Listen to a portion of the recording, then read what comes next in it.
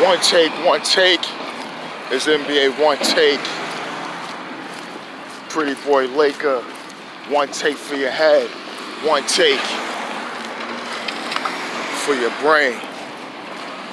Coming to you live from New York City. Brooklyn. Originally from Harlem. You can follow me on Snapchat, Twitter, and Instagram. And you can subscribe to me on YouTube. We had 2 Game 5s last night in the association. The first one was a Game 5 Rockets versus Utah Jazz.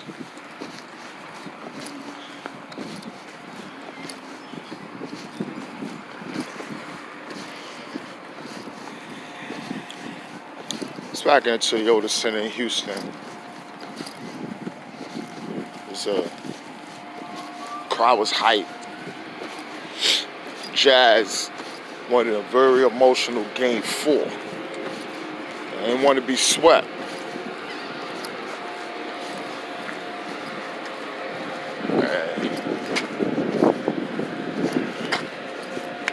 They played their hearts out. They didn't want to be swept.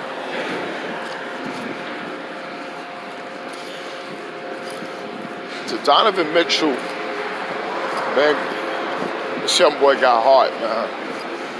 All I can say is, I like him. I just like him. And Rick Pitino was saying some stuff about him before. A few years ago, he said some stuff about him. He played his heart out last night.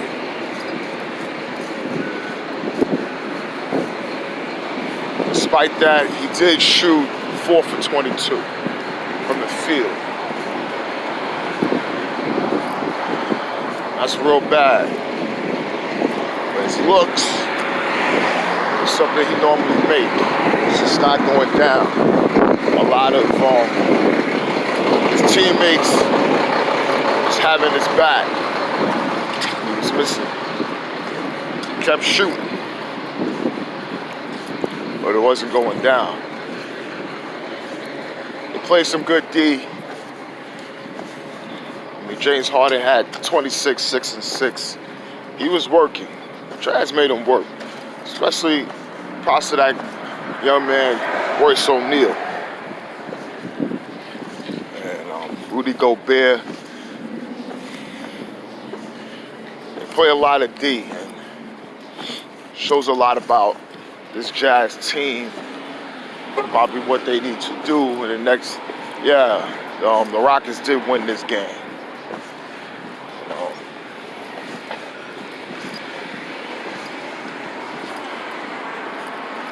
Quinn Snyder spoke proudly about his team, especially Donovan Mitchell, what he means to his franchise going forward, the development of the team, and how they won last year, and this year they did struggle. They was talking about they figured him out. I even said some ways they did kind of say they figured him out, but that was just more of how that schedule was. And it was a tough schedule, real brutal at first. And they turned it around as the schedule softened. They got a lot of their guys back. Some guys still got hurt.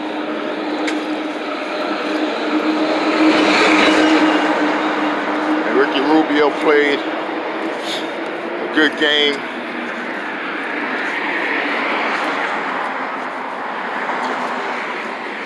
But Mitchell played his butt off, man.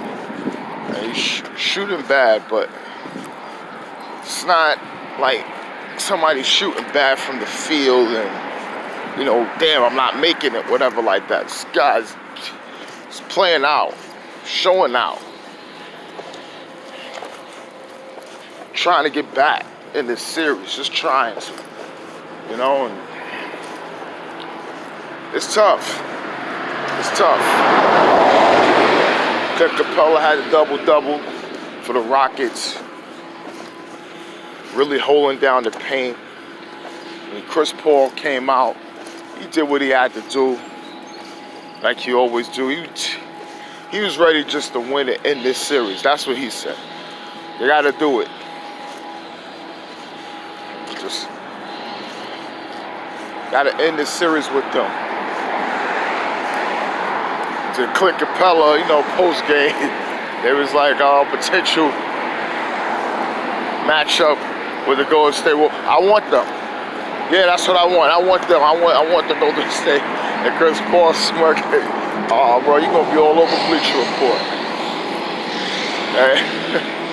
And obviously, you know, Bleacher Report did post it. But it's funny. It was you know, Capella, we didn't know what he was going to do because he was hurt the last game, but he did show out, he did play, he did what he would have to do. They'll have some rest. They have some rest coming up.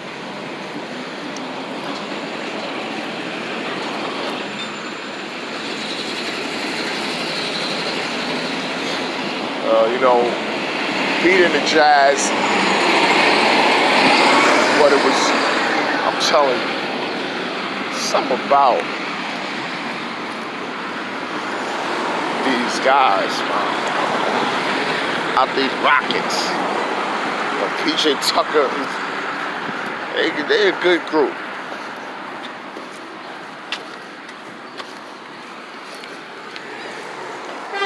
But the one game,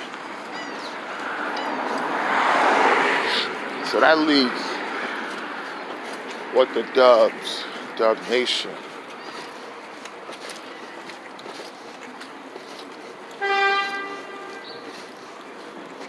is doing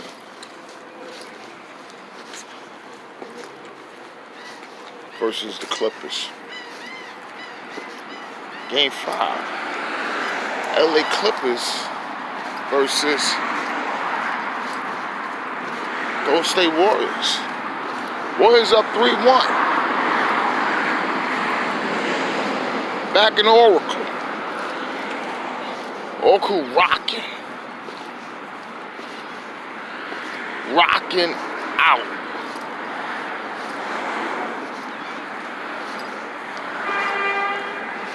They want to get this, and it was looking like it. Clay stepping up, hit some threes. Durant, big night, 45. He was hitting on all cylinders. Curry, not somewhat of a Curry game, as well as Draymond.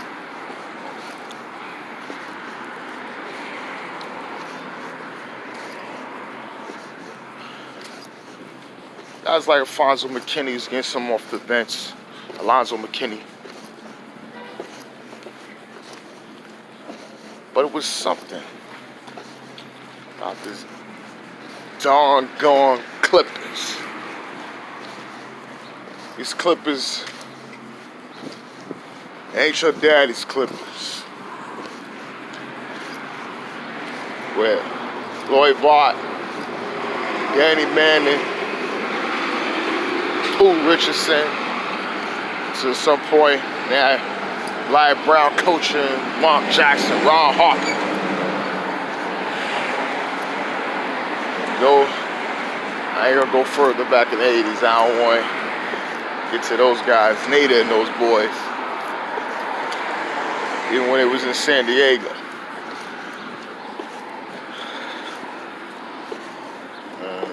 you know, Derek Martin, when they went to the playoffs back in '97.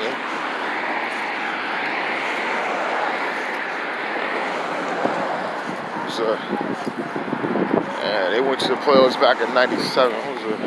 They played Malone and them back then. They played tough. Played them tough. Nobody. I was just like, he played for the Clippers. You one step damn near out the league at that point. And you play well for them, then another team may even go and pick you up. That used to be almost a last landing spot for you.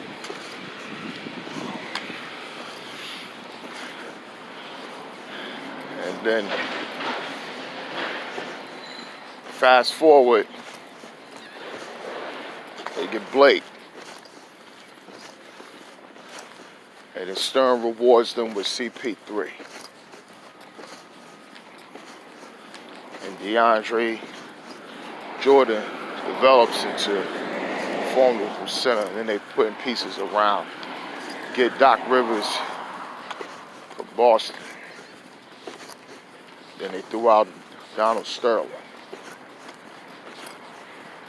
Steve Ballmer come in there, $2 billion check.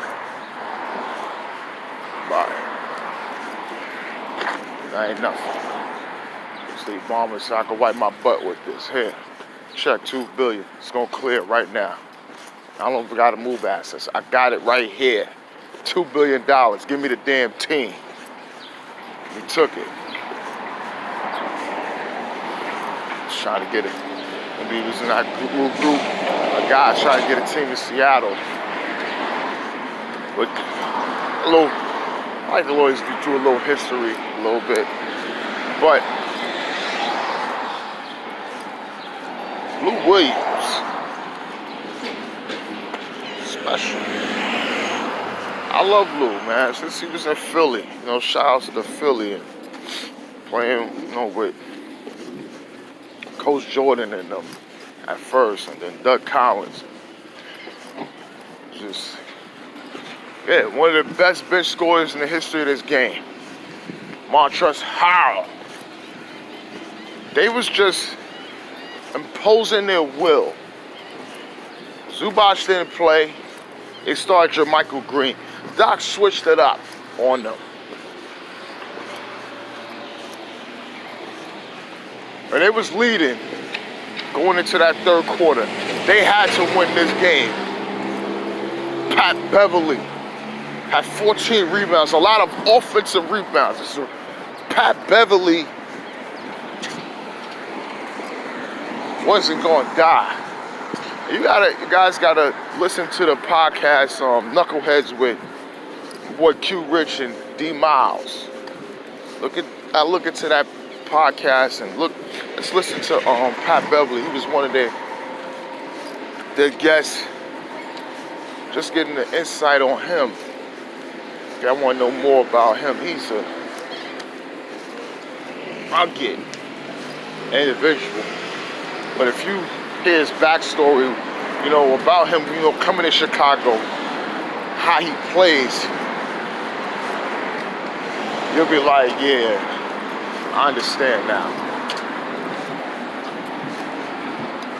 Gallo knocking down shots. Gallo playing well as, and they get the win. Durant and them trying to hit shots at the end. They made sure they got this win, and they did. Even though Warriors is up 3-2, it was a big win. Pat Beverly, he hyped. These guys was not playing. Klay Thompson said, we're going to win. We be ready on Friday. Yeah. Y'all be ready. But so will they. And this is not going to be, this is going to be a test. This is going to be a real test for y'all. Because Y'all lose on Friday. You got to go back to Oracle for Game 7. Anything goes. And you don't want a Game 7 with a team that you don't even know about. You won't even be put in that situation.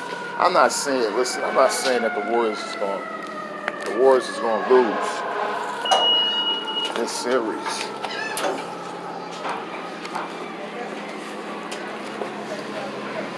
What if I said this about the Lakers back in 2000 versus the Kings in that first round after they lost Game 3? Listen, y'all don't want to come back here for a fifth and deciding game. You don't know what the hell could happen. It's the team you're supposed to beat. You're the first seed versus 8. You're supposed to close these guys at 4 or 5 games. It shouldn't go to 6.